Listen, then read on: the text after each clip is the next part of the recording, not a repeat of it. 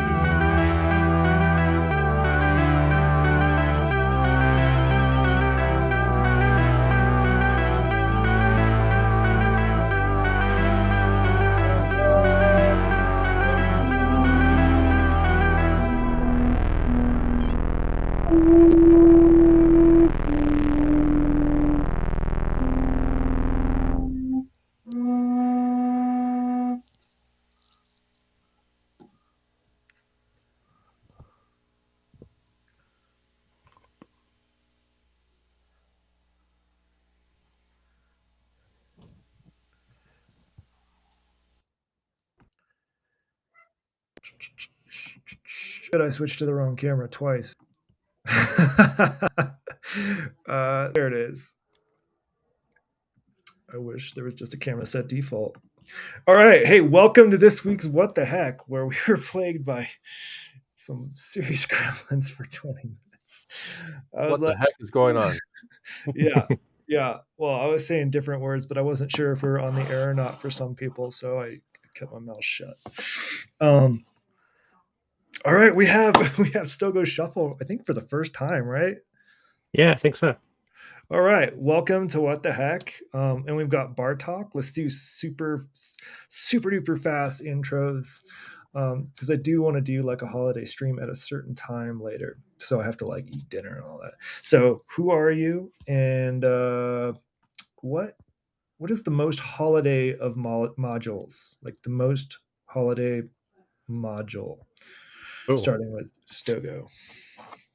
Sure. Yeah, I'm Nick, aka Stogo Shuffle. Got into modular probably about 8 months ago. Since in general about 18 months ago. And yeah, my most holiday module, I'm guessing is probably the Expert Sleepers FH2 here, just because it's all blinky.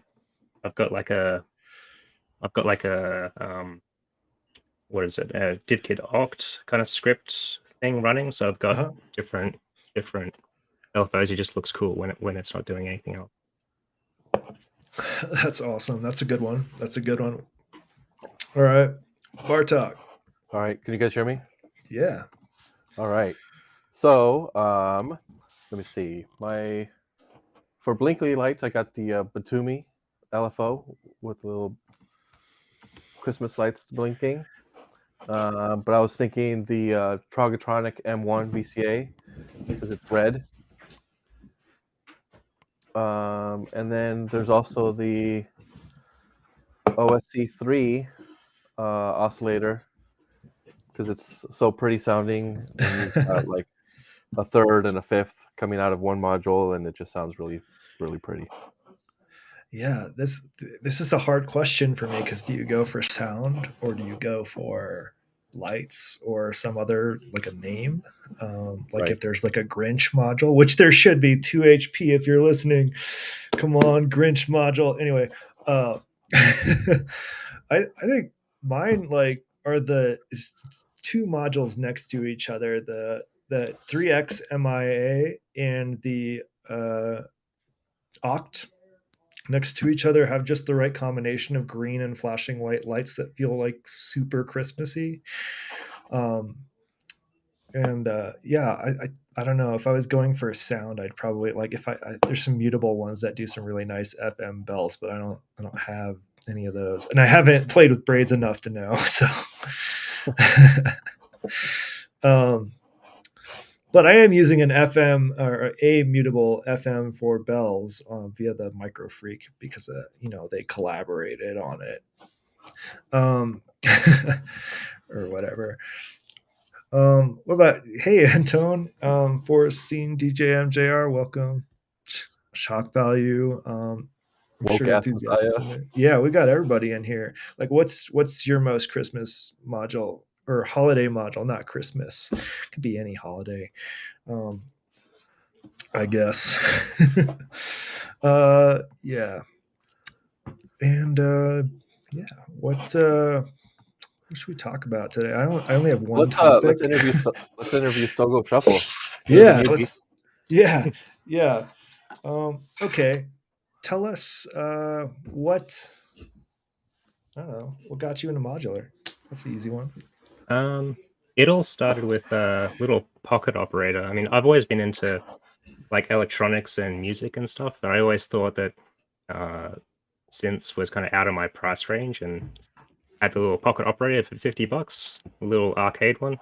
Had fun with that, and then I found out the Volcas were only like $150, and that's just like Wait, a slippery slope wait, into hold on. You started with the arcade, which is one I think probably my favorite of all pocket operators. Like that's yeah, really that's lucky.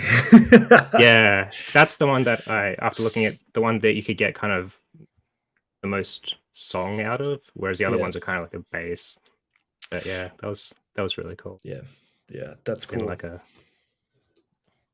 and then yeah, just And then some Volcas. Which Volca did you go to next? Like, were you like, I have to make a little band with the pocket operator and a Volca, so you were complementing yeah, each other, or yeah, because they have the sync outputs. So I got the Volca keys because it was an analog one, and it was it actually sounds pretty cool for its price, and kind of had that synced up.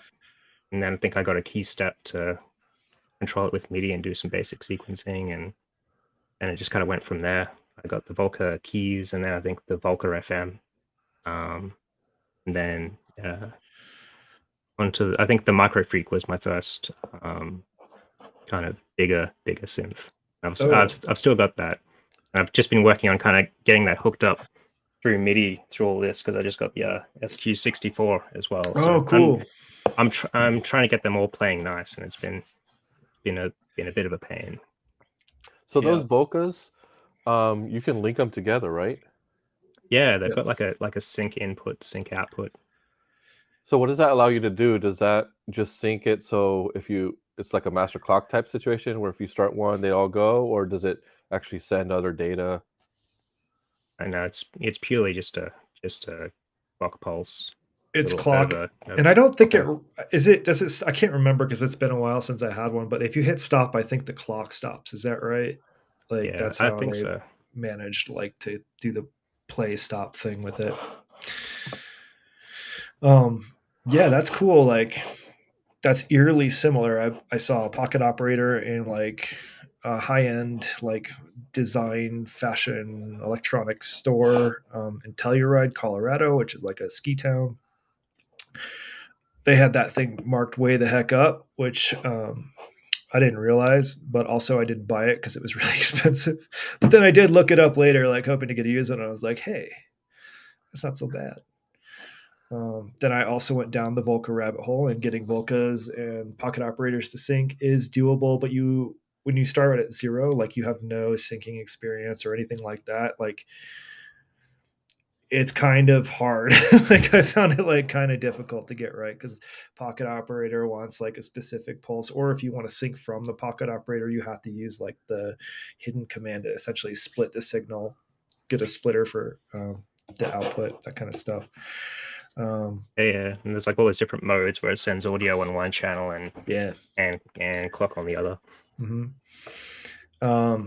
So it's like non-trivial, but also like pretty fun, and like I didn't feel like it needed to be all that good at that price point, I guess, because like it's tiny and fairly inexpensive.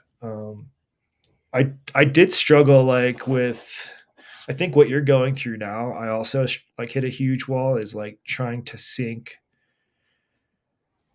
like external gear and modular gear, or like just sync gear together in general that like aren't always like wanting the same types of sync signals or different clock rates or whatever the thing is. They might want 24 ppqn, or they might want like 4 or 8. Like getting those all just right is somewhat nightmarish to me. Yeah, right before I got into Eurorack, I had circuit tracks, and I had that as kind of the main brain, and I was trying to get the MIDI figured out so I could have my key steps I could play into the circuit tracks, and then have circuit tracks be the master clock, and then I would get into some kind of loop where clock signals were being repeated, and it would just kind of overflow, and it was like really, really difficult. But I got a really cool piece of gear called the MIDI hub, and that lets you do filtering. It's got like 4 inputs, 4 outputs, 4 virtual MIDI things, and then 4 USB MIDI things that you plug into your computer, and then you can do everything. And I've actually got this on my wall. It's like a map of my MIDI and how it was all set up. It was perfect. I also have a sheet like that. It's downstairs, I think, but it's way out of date at this point because I haven't changed things much recently. But yeah, it's from a long time ago. Like that filtering, or like I guess today's topic for the holidays, we're going to talk about MIDI. Everybody, you're welcome. Yeah, wait a minute, isn't this supposed to be your back? This is our gift to you. MIDI is like kind of hard to debug because you don't always know what's going on, and I think having that MIDI where you've got some filtering allows you to at least do some like educated guesses, and probably gives you some insight as to what's actually happening in terms of the MIDI data and signals being sent. I agree with Antone. I think MIDI is really quite good. It's just a matter of like getting things to behave sometimes is challenging.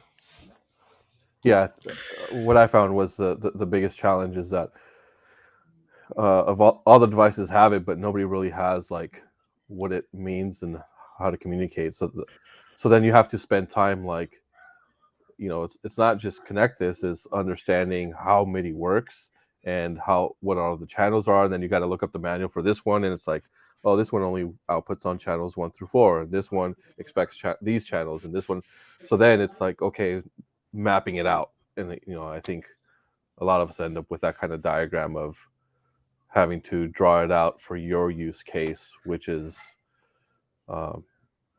where a lot of the frustrations come from. And you also have to like just remember a lot of weird esoteric things. Like I can't remember which one, but it's either the Beat Step Pro or the Key Step. One of those doesn't like to do MIDI through, so you have to put them in a specific order if you're using both. Like the Hey Pax isn't actually a MIDI through. Like it's actually like accepting all of the MIDI signals, and then like it's essentially only sending the MIDI signals that it likes to send. So like if you send I don't know, certain things just won't pass through it. So, for example, if you set the micro freak, I think I tried this with the micro freak in the pyramid or something, to be your master keyboard. So you can change a setting in the micro freak where it essentially detaches the keyboard and controls from the actual synth.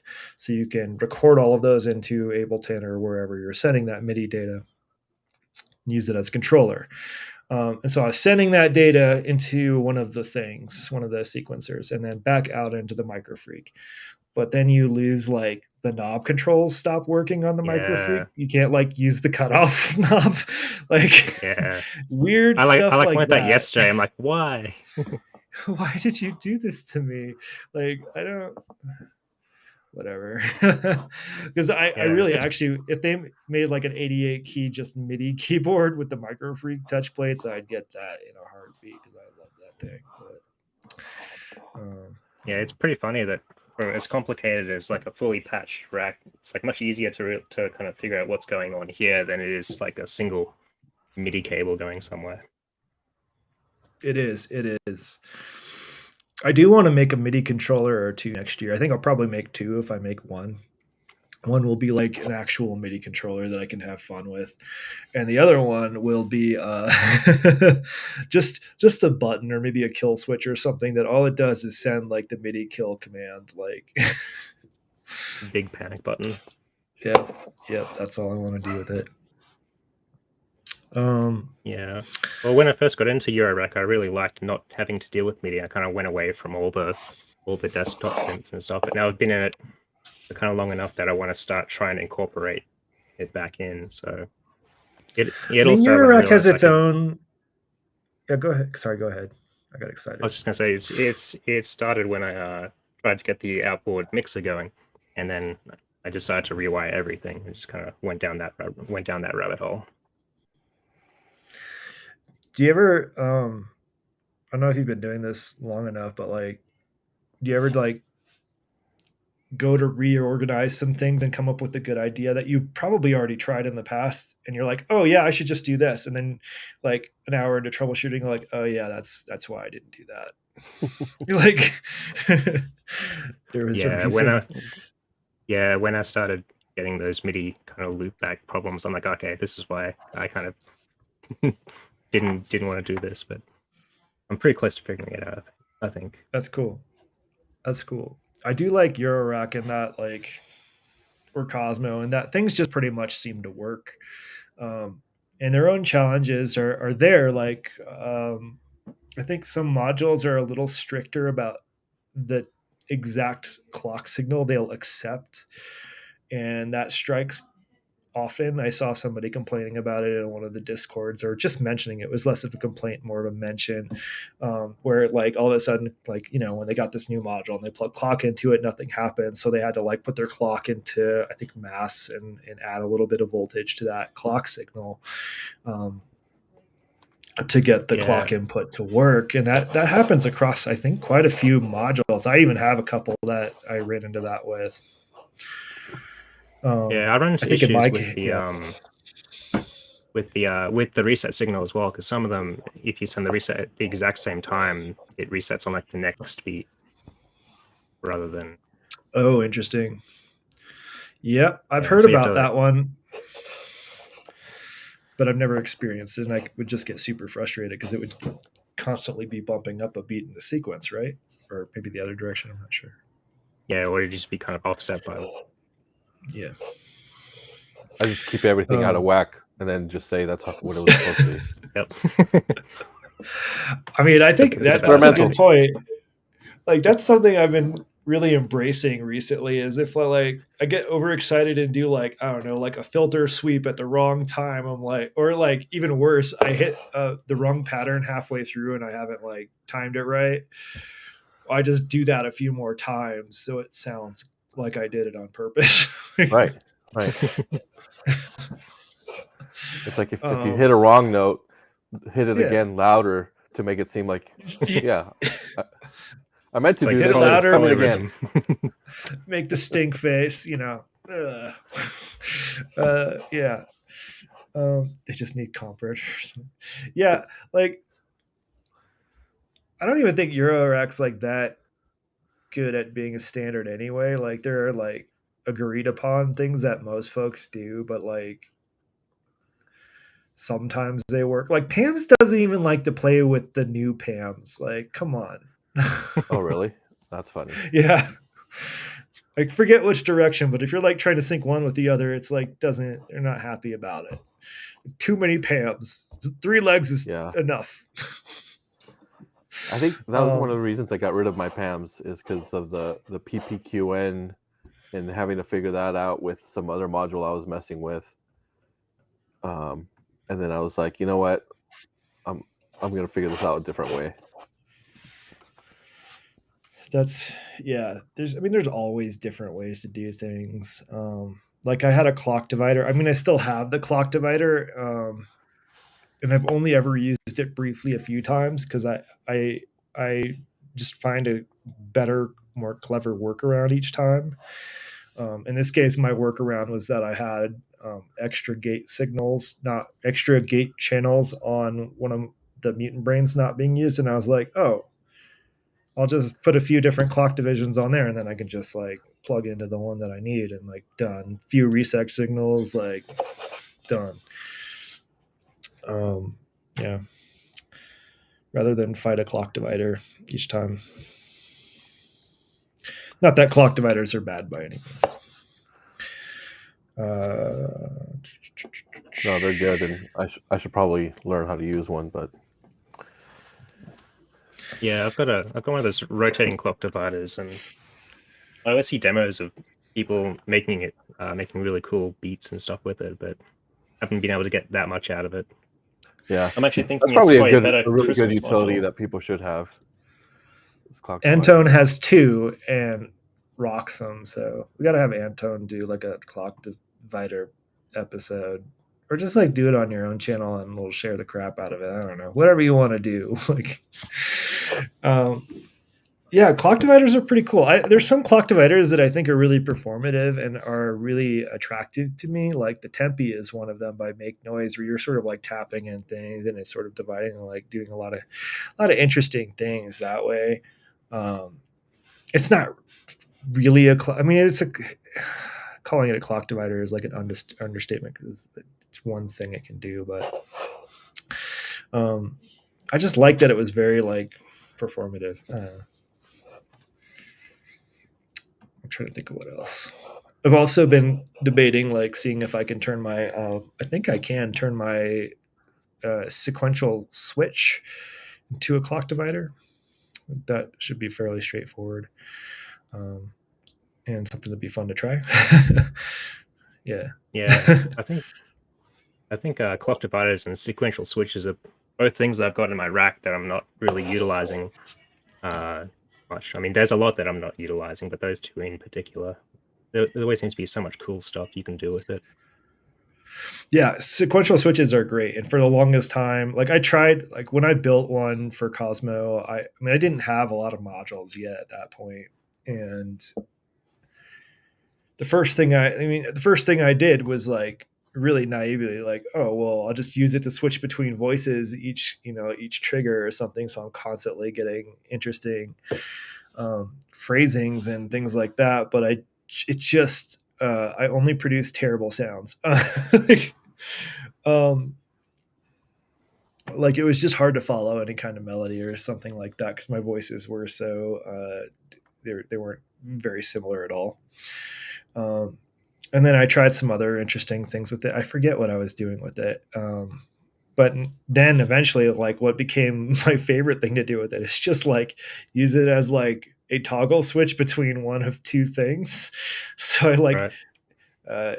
It's actually behind, it's up there somewhere, but the button to manually cycle through it wasn't the right size, so I just soldered on one that was like dangling for like probably a year and a half.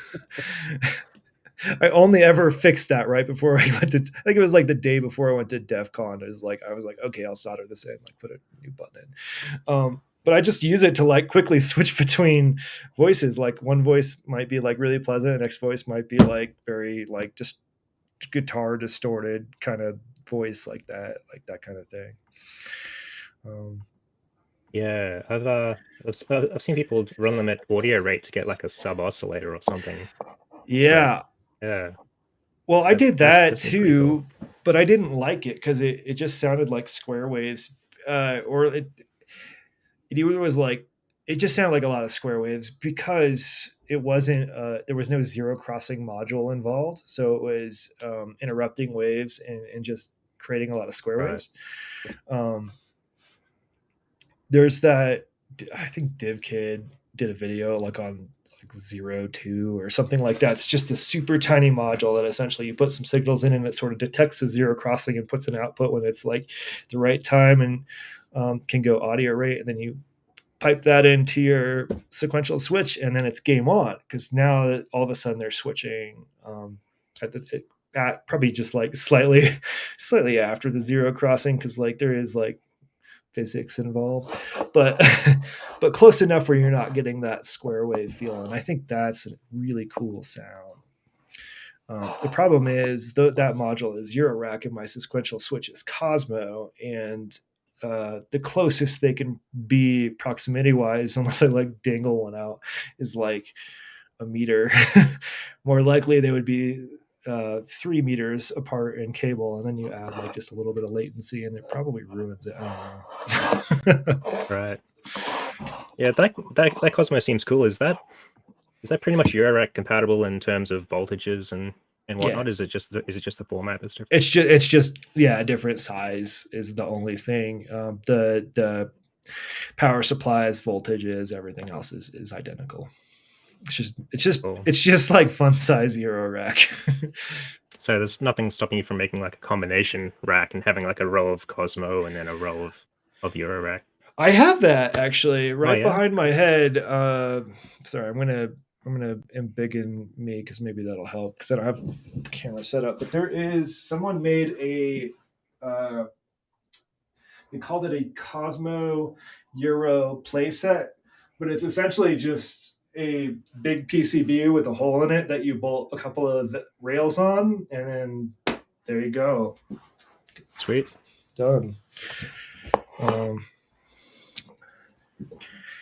Yeah, it's pretty cool.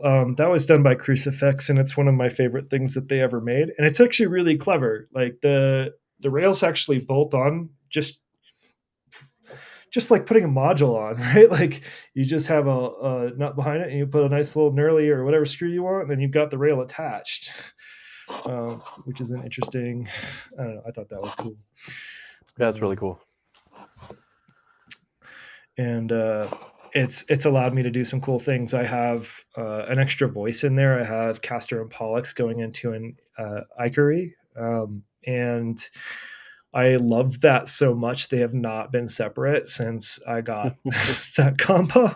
Like seriously, it's just been that way, and I don't want to remove it because I really like the sounds, and like I think there's subtle things that other folks might want to fix about them, but I just love it. I love the some of it. Anyway, I also have what else do I have going in there?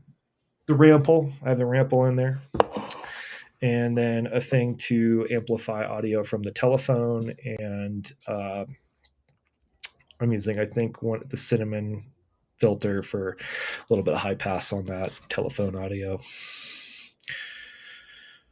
because you got to get the effects, Yeah, that whole telephone thing's a really cool touch.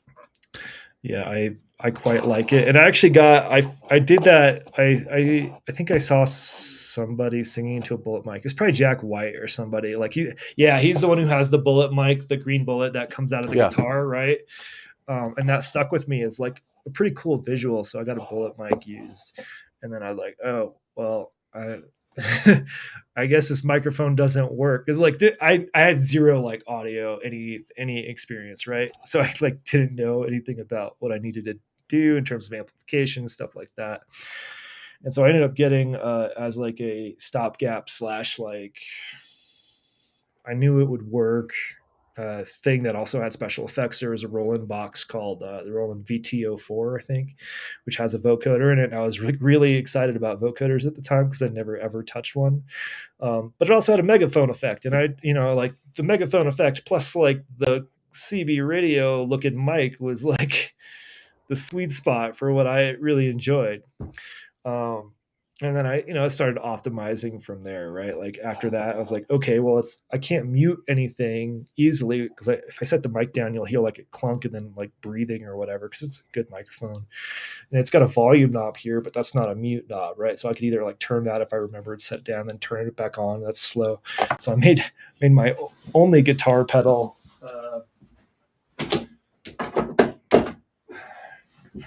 Just for this, which is just a mute switch. It was named by somebody, I forget who it was, but I was doing the live stream of the build, and I was like, what should I call it? And they were like, shut it, loser. And I was like, it's too good to not use. It makes me laugh. It was said in jest, not serious. But anyway, now I've got a thing that I can mute and unmute and then set my mic down, right? And then I saw, I think Simon the Magpie video about like he like messed with the telephone, and I was like, oh, that'd be cool. So I went and did that in a really hacky way. I did like the telephone and modified a telephone cable to have a 1/4-inch jack on one side, right? And then like the next day, right, like after I played with it, I was like, that's cool. I wish I could hang it up. But then it occurred to me that there's like a physical switch in the base of the telephone. So that solves your mute problem. I went to the hardware store and I was like, I guess I need to find out if I can buy a phone cable now. Like, went and did that, and then modified that switch to be a mute switch, and kept doing that. It's pretty good. And then you get the cool kind of hang up sound effect when you put it on. Yeah, I thought that would be super loud and annoying, but it's not bad. Oh, yeah, it's not bad. You don't hear that anymore. Because no one actually hangs up a phone anymore. Yeah, and then on this, I made one for Bar Talk, and then I made this one, and on this one I realized for whatever reason on this one, might be because of the length of the cable or where the cable is, I was hearing a lot of feedback when I'd hang up because it's a floating ground or something like that. And then I'd noticed in something I had taken apart that was similar in design that there was like a resistor between ground and like one of the things, and so I took the resistor off, measured it, and like added that. And now when I hang up, it's silent. And sorry, Bar Talk, I didn't know that in time, or I would have done that with yours. That's all right. But yeah, so I went overboard on this one. I can stutter my mouth. I can also, it's normal to there is an input. So if I plug it in, then normalization from the microphone breaks, and I can put like a synth or something through it for extra stutter. I've never needed 2 stutters though, so yeah. I don't know. I wonder if they stutter at the same rate. I should test that. Because I have that big. That was the first module I made. Was the big. Where's it? There, big rotary dial. Yeah, I wonder if you had 2 stutters, kind of slightly out of phase. Yeah, that might sound cool too. Yeah. And that's a cool effect too, because you also get that like sequential switch. Like it's like a sequential switch with a gap between each channel. So you get like the click sometimes when the audio is in or out at the wrong spot. So like the edge of a square wave. And yeah, it's kind of cool. Probably like finesse that with a Vactrol or something, but I don't care. Yeah, enough about me. Like, what are you gonna do? Like, we have let's go an extra like another like 10 to 15 minutes or so. Right. Do you have any like holiday plans with like making music or working on your setup or something like that with your vacation time? I'm kind of staying home for the holidays. I think I'm trying to get my system set up so that I can kind of amp up to January. So I want to have that so I can kind of do a small jam each day. I kind of did it a bit this year. It was just with the Volkers and and whatnot. But I think it's going to be much easier to get a jam out with the Eurorack if it's all kind of set up nicely. It's so much faster when I mean, if you leave a little bit patched, even if you don't, like you can come up with new stuff pretty quick. I think it's great. Yeah. And me, I'm actually trying to maybe put together a little holiday jam to do sometime this weekend. I'm taking some sheet music from a song that my kids performed at their Christmas program, so I thought it'd be fun if I did it in a synth. That's cool, but it's not just like a regular holiday jam, right? Like you said something about it being like holiday horror, right? Yeah. It's basically they detuned, they turned everything minor, so it's got some it's a Christmas jingles in there that have been like Metallica Christmas special kind of thing. Like they just drop D everything a little bit, like detune so yeah, so it's kind of a little like just on the sad dreary sound. So, and then of course, using like the Liquilic Iteratas for the bass makes it even more doomy. But I got to transpose different parts, and so I'm going slower than usual because it's been a while since I've done some transposing, and I'm trying to get it done in time. How are you sequencing it? Are you using the Metron to input everything? No, the black sequencer. Oh, the black. Okay. Yeah. So just putting everything in the black, but I've had to do like a lot of math and try to figure out like how many bars, and I gotta then break it down. And the black sequencer does BPM wrong in my opinion. So then I have to I had to figure out first how I was going to make that work with a Metron, and then now I'm inputting everything to try to match it up, and it's just taking me a lot longer than I was hoping. What do y'all? I mean, that makes sense. Like I did some transposition recently. Like I was going from like I'm I'm doing a version of a track I've already done, but I'm migrating sequencer. Like it's a different sequencer this time, so I had to like transpose it. I mean, not transpose, transcribe everything from one sequencer to the other. Yeah. And one does triplets really nicely. I can just go boom 3/4 done. This one I'm like okay 75%, but like I have to make sure the whole like I had to do a lot of like janky things that made it like kind of horrible.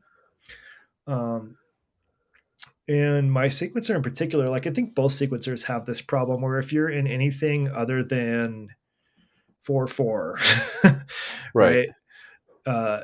If I start a sequence, like turn on a sequence, like sort of unmute it at the wrong spot, it could start halfway through the sequence. Like I don't know when that's going to happen. Like I never know. Like it could be like it's like a 50% chance it'll start at the beginning, or like not even the beginning. It starts not even halfway. It starts at the beginning or like 3/4 of the way or something like really goofy like that. And then it's just off for the rest of the bit. It also does a funky thing. So to get around that, I have to set every track, like every single pattern, every single track to restart when I play it. So I know it'll start at the beginning. But then I can't do the fun thing I like to do where I've got like 4 or 5 things playing, including drums. And I'm like, okay, it's about to be a drop. I'll solo, one of the tracks. So I'll like hit mute on everything and then hit go on that one thing. And there's enough of a delay where like that one thing, you'll never hear that mute. And then you'll hear the end of that riff, right? Yeah. Except for I've got them all restarting. So if I do that, like I mute everything and hit the unmute on that one, it actually starts that one at the beginning again, but on like the last bar of its phrase. Really weird stuff like that make it really just a pain. Like I really wish there was better ways to do some of this stuff. Yeah, I'm only just getting into proper sequencing in Eurorack because I just got the SQ64. Oh yeah. So everything before now has been just like a Turing machine or some LFOs into quantizers. One feature I found so far on the SQ64 that didn't have on my other sequences, like the circuit tracks, is the ability to rotate a sequence. So if you're like playing something in and it's slightly off beat, especially if you're like quantizing, you can just kind of like twist a knob and kind of line it up. Or if something, like you said, is kind of playing out of phase, you can just kind of twist it and try to line it up. I mean, there's some things that's really fun for, like, if I'm doing like a really mellow ambient thing, like I do not care if things line up. Like, you Right. get a lot of happy accidents sometimes, like Mm. where like the bass line starts late or something, and you're like, oh, cool, this is actually better. Cool, I'm just gonna let that go. Yeah. Especially if the chords just magically line up. Yeah. And even things like Euclidean rhythms, just having a kind of a rotation arc can completely change the feel. Totally. Rotation, like sequence speed, I think that's another cool one. I really like other sequencers that have the ability to do that nicely. So like the BeatStep Pro, and I think the SQ64 does this too, where you've got like the ability to quickly change the sequence from like 16th notes to like quarter notes or whatever, which totally changes the feel of the whole track. Like, and it's just really fun to do. Yeah, or cool. even to triplets or something. Yeah. Quickly, oh yeah, going quickly to triplets is pretty cool. Actually, the pocket operators, like, they're like kind of a good and really bad thing to start on because they sort of spoil you because they have these really cool effects, right? Like they go to triplets, they go to like some I forget, some sort of stutter step thing, like all sorts of cool stuff to quickly shift the sound of it. Yeah, you can do like a filter sweep to a drop. It's like it's all pretty easy. It's right. And then you really like a $200+ sequencer, like, and you're like, what do you mean I can't do anything cool? Like, all I can do is like sequence things one button at a time. Like, what are you talking about? You've got a beat repeat, cool, but nothing else. Like, what are you doing? I don't know. I mean, there's a difference in that, like, they've got their sound engine tied into the sequencer, so they can do some of these things. But it definitely, like, really was kind of a bummer when I get into these proper sequencers, and I'm like, this is lame. You could do so much more. Yeah, the arcade pocket operator was great for that. You could even it had the chord mode, and it had like a sidechain built in. It just sounded so cool, and it didn't matter kind of what sequence you kind of punched in for the chord progression. It was like, it always sounded good. It always sounds good no matter what you do, and that sidechain is clutch because you can actually sort of like fade in your chords a little bit, maybe bring out your drums, mute your drums for a second, and then start like slowly pumping it. Like, you can do a lot of fun performative things with it. It's just really cool. It's like, that one's not going anywhere. It's there, and it's usually the one with batteries that work. That's how you know it's a machine you love, is when the batteries work.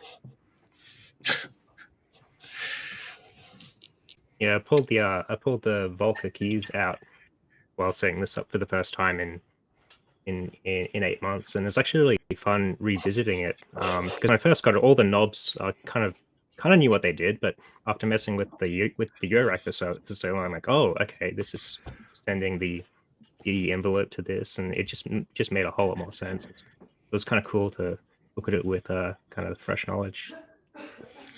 That is a cool benefit of Eurorack. I mean, like, I had other like modular, semi-modular stuff and things like that, but nothing ever clicked until like I built Cosmo, right? Like, I built the oscillator and the VCA and the envelopes and stuff, and all of a sudden now I understand how a voice works. Then I look at like my other synthesizer again, and I'm like, oh, I know how to use you now. Great.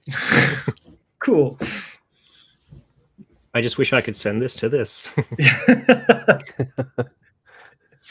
Yeah, some of that. Like, I think it's okay for things to sound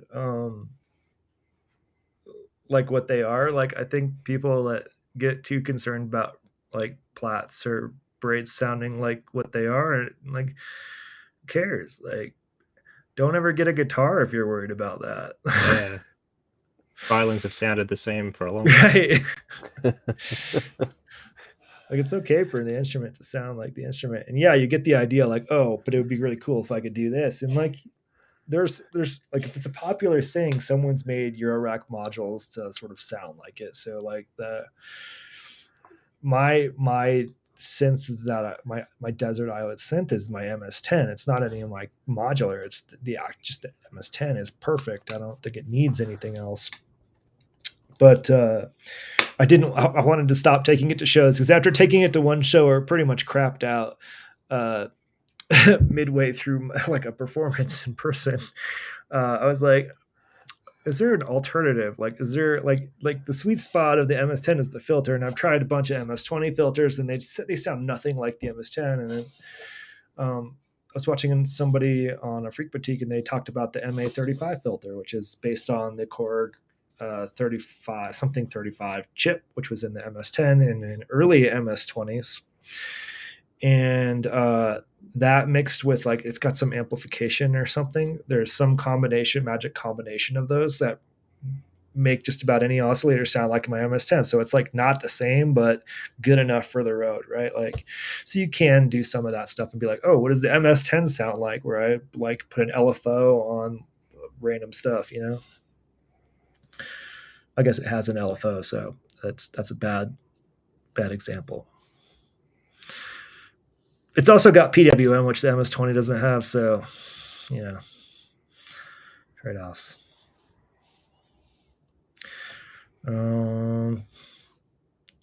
Capabilities of the Analog 4. That'd be a cool one to compare. Yeah, that's cool. Yeah, I think just like anything sound designed or synthy just like got easier after Eurorack. Like, apps got easier, like make stuff on my phone, because I'm like, oh yeah, it just needs a little more blah blah blah, and done. Oh, that's cool.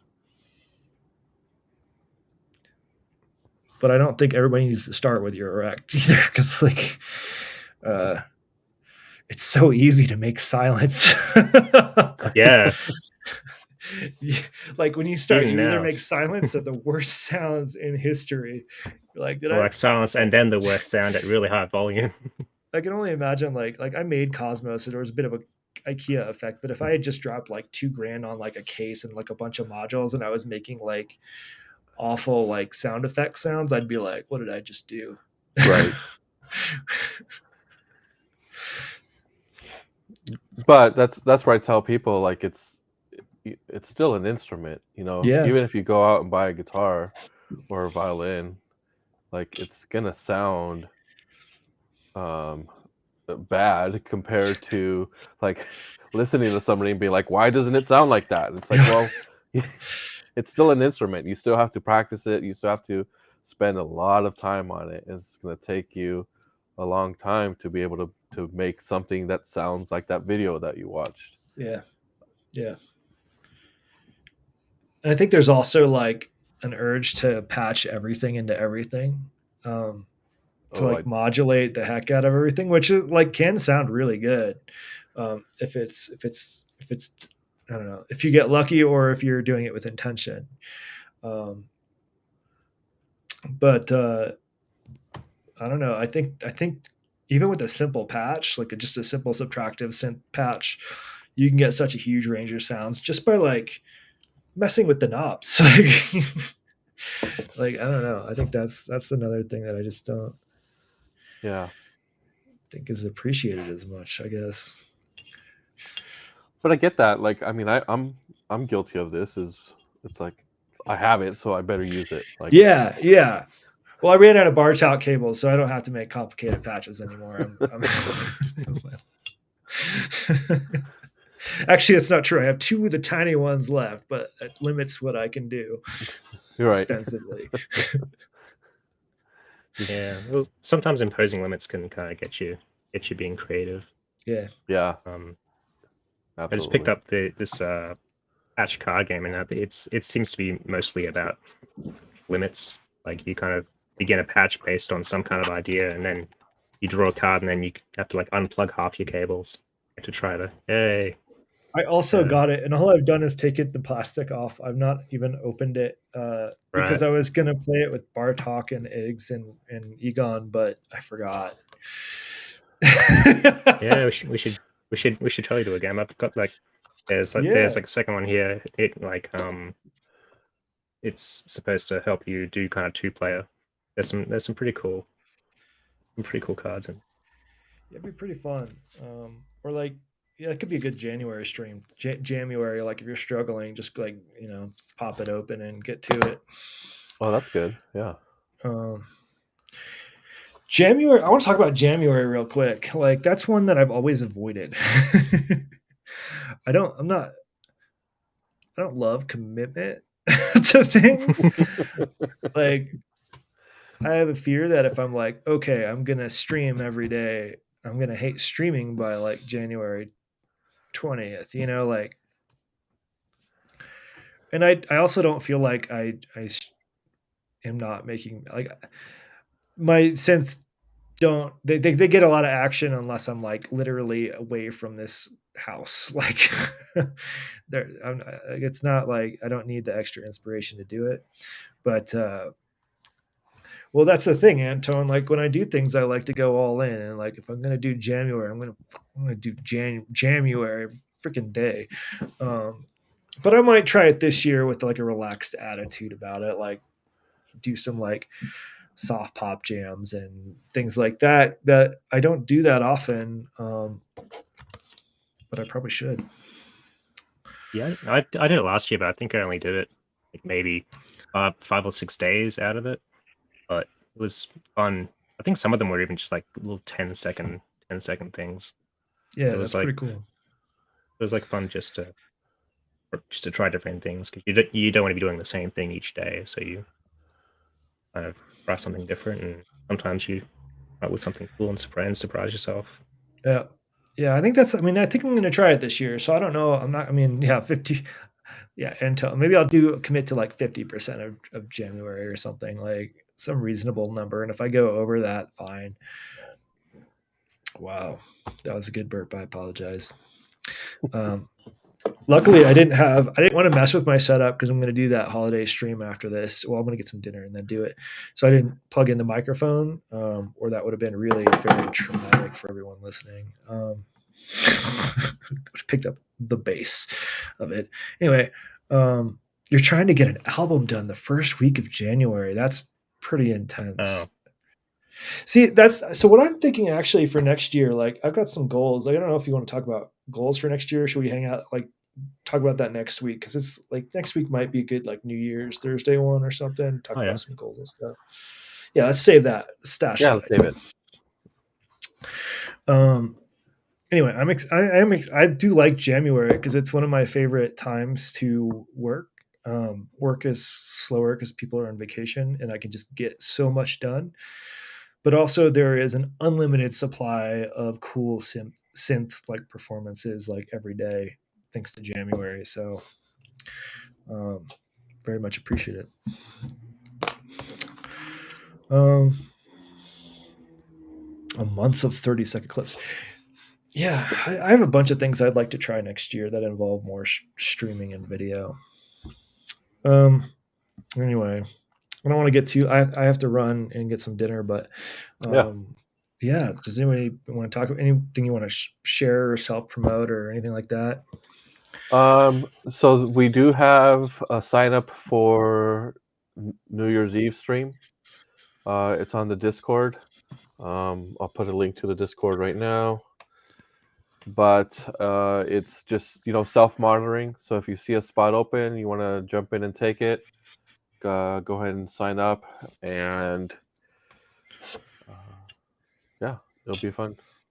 Yeah, the New Year's stream is always freaking awesome. I might sign up for a section. We'll see. Yeah, what else? Bartok, keep an eye out for the horror Christmas Bartok themed special. If I can pull it together, yeah.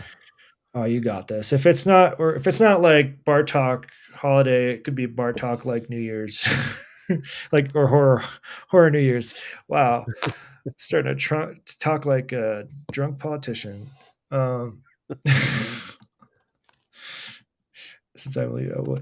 Bye, Tracy. I'm going to stream later, though. I will self promote myself. Yeah. So In 45 minutes, I'm going to stream a thing that I've already streamed, but this time I'm doing it again. So it'll with be a a little bit different different. Yeah, it's a different sequencer, but like it'll probably be pretty similar. But it's a good jam. I think it's a good one. So all right. if you're into like holiday music, it's not particularly Christmassy. It's like just general holiday, right? I've been looking at like songs that I want to like do for holiday season, and one, holiday season doesn't last very long, so like you have a limited time span of like when you want to do it, and limited like amount of time people actually want to watch it. And two, like most of the songs that I like, it turns out are like super Christian, and I'm like, I'm not. So I'm trying to like find some like nice, a little less specific stuff. Yeah. Sorry we talked about MIDI for so long and that there was such a long delay in the beginning. That's okay. Egon wasn't around, so we're okay. Yeah. Egon, if you're just tuning in now, definitely don't rewind this one. All right, I'm gonna play us out a little bit. Play us out. Cool. I'm just gonna. It's fine. Sago Shuffle, good to have you on. Oh, wait, I have to change the thanks. audio. Yeah, thanks. I appreciate it, and thanks everybody for watching. This what the heck? I'll play us out.